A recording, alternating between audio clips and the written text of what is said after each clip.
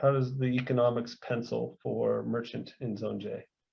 Yeah, so merchant in Zone J, we still see as being a little bit tricky for the next few years.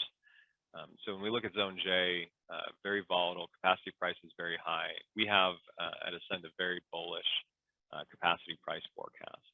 And even with a bullish capacity price forecast and projected volatility growth, we see merchant storage being a little bit difficult to pencil unless you have a subsidy or unless you can beat our CapEx projections. With the way that capital costs for storage continue to fall,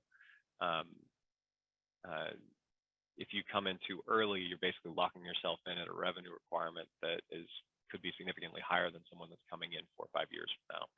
And so, if they're coming in at a much lower revenue requirement, they can flood the market a little bit more easily than you can. NYSERDA has a variety of programs to incentivize new storage. There's potential for offtake, but fully merchant is a little tricky without waiting for another couple of years. I would add, I think downstate is, even though it's fairly urban and dense, is still very heterogeneous. And a little bit back to your comments earlier, it depends where you are. Yep. And there, even in Zone J, there are nodes, clearly kind of south of Zone J, let's call it, Queens, that are more volatile than those buttressing Zone G. Yep.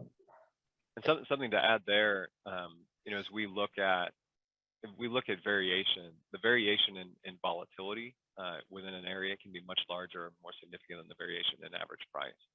And this is one of the many things that we have to look at in a different way with an energy transition than we did with thermal generation, right? So if you have two nodes that have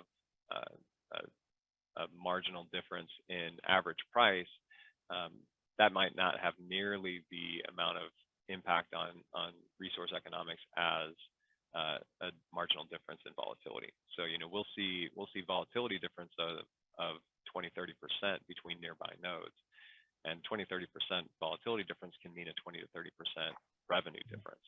And so that is much more sizable than say 1 cent or 2 cent average price difference.